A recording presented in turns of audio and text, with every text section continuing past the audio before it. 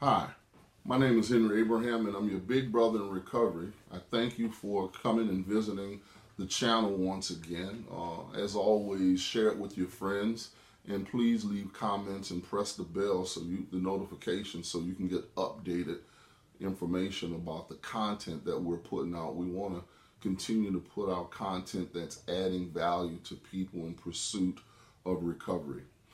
You know, I'm often asked about the longevity and the quality of sobriety that I have been gracefully given since November 17, 1980. As I often say, I haven't had the need to use anything, and I've never experienced a relapse and don't want to. And that's not anything or any misnomer to anybody else, but I'm often asked, how do I do it? Well, we already know the truth of the matter is God is doing for me, and I'm quite sure for you, what we could not do for ourselves. So I give all credit to God for everything that has occurred to me thus far in this 37 and a half years of uninterrupted sobriety. You know, our book talks about on page 85. I want to take you to page 85. Pull your big book out. I want to show you something and give you something that may enhance the quality of your journey.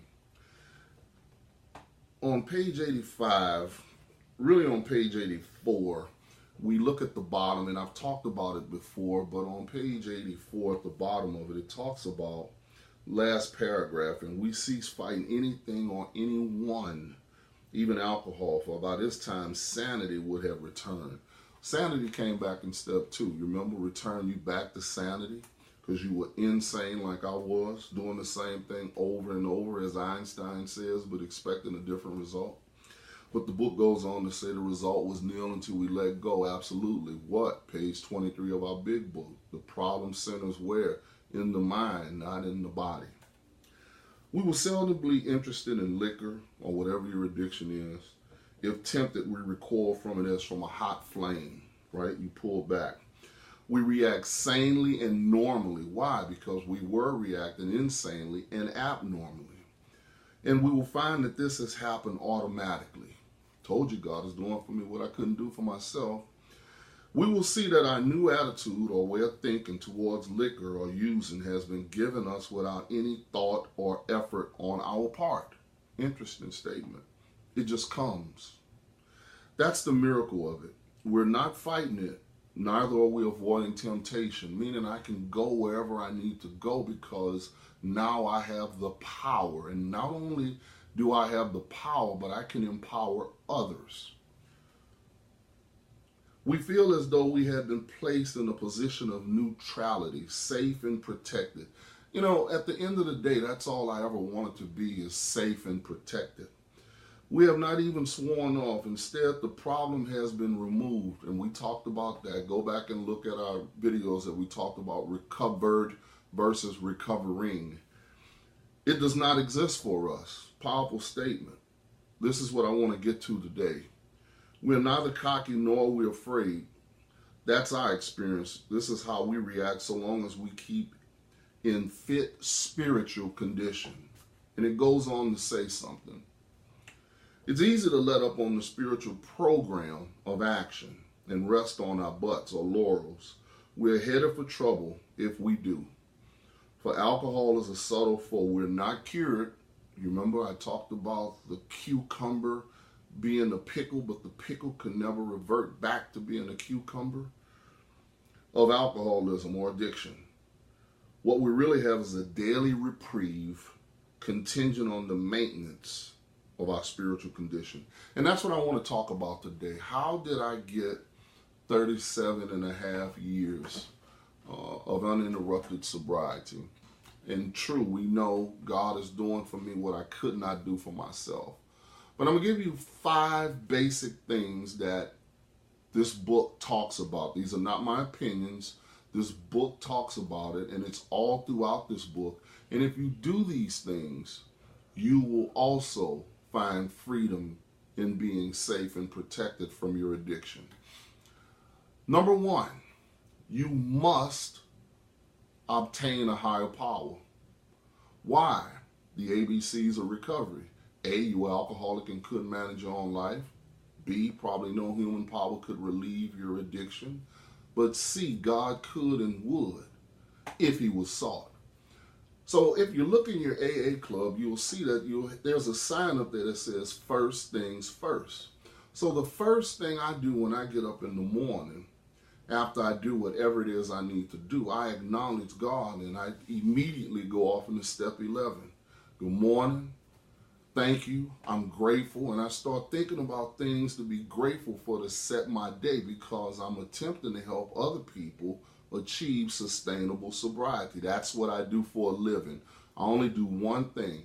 I teach people in recovery how to achieve sustainable sobriety so that they can live a life of significance and ultimately make a difference in the world. That's all I do. One thing. So by me acknowledging the higher power of my understanding, I immediately go off into step 11. I immediately start saying, would you reveal to me your will for me today? And on top of that, once you do, would you give me the power to carry it out? Why? Because I'm connected back to the power, right? Because page 45, lack of power was my dilemma. So the first thing you must do is get a higher power.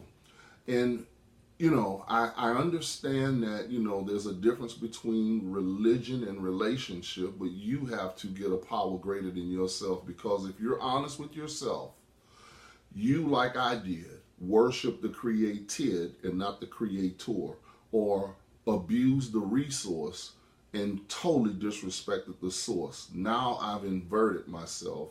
I'm no longer being driven by a locus of control from being external control, people, places, and things, but internal control, which is a power greater than myself, which will enable me, or which will solve all my problems. Number 2, I believe it was Malcolm X that said, if you want to hide something from a brother, put it in a book. He'll never find it. So the second thing to do in order to maintain your spiritual maintenance is simply to buy the book. Whatever fellowship you associate with, because there are many roads to recovery. I'm just using this method, this big book method, right now, but in the videos to come, we'll be exploring NA, we'll be exploring smart recovery, we'll be exploring more recognition therapy, cognitive behavioral therapy. So stick with me as we pursue those various methodologies or ideologies. So if you want to, as I stated, hide something from a person, put it in a book. They'll never find it. The big book clearly states that was the purpose of the book, is to show other people who were victimized by addiction precisely what they did in order to recover. That was the main purpose of the book. Here's an Abrahamism. He that doesn't read is no better than he that cannot read. And I give you another Abrahamism. The book that you don't read is the book that cannot help you. The third thing you must do, or which I do that I found consistent in this book, is find a support group.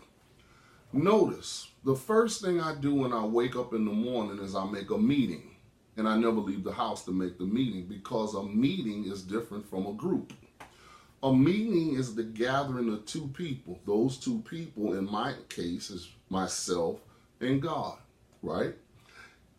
But a group is 2 or more. So think about it. When the founders talked about make 90 meetings in 90 days, some people thought they were talking about groups, but really they were talking about start to get reconnected to the power, right? So I know that's interesting to some of you, but think about it. If you're not connected to the power, what are you connected to? You're completely disconnected to everything. So to recap, first thing, get reconnected, reconcile, reconciliation, get back connected to the power because you are disconnected. Number 2, buy the information. Some people would rather buy a box of Newports than a book, right? But I'm not here to tell you or be judgmental.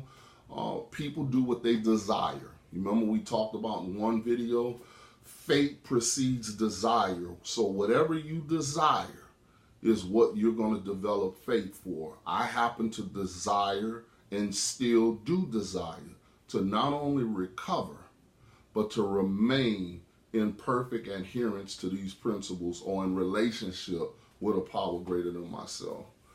As I said, number 2, buy the book. Number 3, find a support group. In moral recognition therapy, there's a powerful statement, and that statement is your personality is not you. So that challenges a lot of people because they feel to think that the way they are is the way that they are. But in all actuality, those of us that are clinically trained, we understand that your personality is a learned behavior. That's why the 12-step approach is so effective, because it will help you unlearn a lot of the stuff that you have learned. So what I'm merely saying is, that's why we tell people to stay away from people, places, and things. Not that they are bad people, but they're exhibiting behaviors that I'm trying, or you're trying to get away from. So what you do is you get around people whom are doing the things you want to do so they could model the behavior for you. So therefore you can learn the behavior. So my next key point, which is the third key point, is that you find a support group of people who are either recovered or recovering. Now, here's my personal opinion. I very rarely give it. I purposefully like maintenance meetings, step meetings. I don't like topic and discussion groups. They're just not right for me. I like step groups or mechanical meetings merely because the comments are limited to the step. If you haven't taken the step or you aren't currently on the step, you're asked in a nice way not to comment, but to listen. So I didn't come in here to hear a bunch of stories. I came to listen how to not only obtain, but maintain what it is that I was supposed to do, which is to maintain my sanity. So I love to go to step meetings, mechanical meetings as they're called, book meetings where they're reading strictly from the literature. So after you, number 3, find that support group of people that will hold you accountable, because there's an accountability component there. The next thing that I would make a suggestion to you to do is, if whatever gender you are, male or female, find someone of equal gender whose lifestyle is congruent or in alignment with the literature that you just read. In other words, you don't want a guy, man, who has a wife and a girlfriend to sponsor you because he's lying to somebody, right? And here's another Abrahamism. The best way to tell a crooked stick is to put a straight one next to it. So if you don't read about recovery, how will you know it when you see it? So you use your judgment or your discernment to find a sponsor, and we're going to do a video on sponsorship, but you find a person whose lifestyle is in alignment with what you read. So, but that being the fourth thing, you choose that person to mentor or sponsor you, and that person only has one job: to take you through the 12 steps, not to be your relationship guru, your financial expert, your Uber driver, but merely to take you through the 12 steps. But we'll get to a sponsorship video in the preceding ones to come. So last but not least, number 5, service work. Because we're already under the assumption that you're going to do what your sponsor requires you to do within ethics and being civil, not something crazy. But taking that in consideration, that you're working the steps that we took. The fifth thing is that you want to really, really immerse yourself in service work.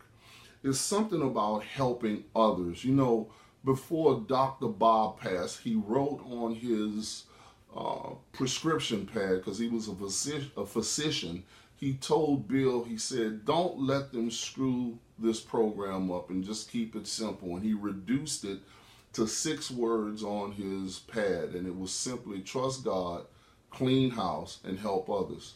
You'll find out even from the beginning when Bill didn't have a book and he didn't know what to do, he got on the phone and he helped somebody else. It's something about helping others. I have dedicated my life and I've gotten to a point in my life right now to where as though nothing matters to me other than helping others. But I can't help others until I first learn how to help myself. So, just to recap the 5 things. Number 1, get a power greater than yourself. Number 2, buy the literature, read the book. Take time to read simply because it's the foundation of wisdom. Number 3, find a support group of people who are going in the direction in which you want to go. Merely because I'm going to tell you what success is and I'm going to tell you what failure is. Success is merely repeating a few simple disciplines every day. But failure is merely a few errors in judgment repeated every day. So after you do and get the support group, number 4, select a mentor or a sponsor to guide you through because there is help. And last but not least, as you are recovering, go and help somebody else. This is Abraham, and I thank you for listening. If you have any comments, leave them down below. Scroll all the way to the bottom. Share it with your friends. Press the bell for the notifications. And you know what? Stay out of your way. Talk to you soon.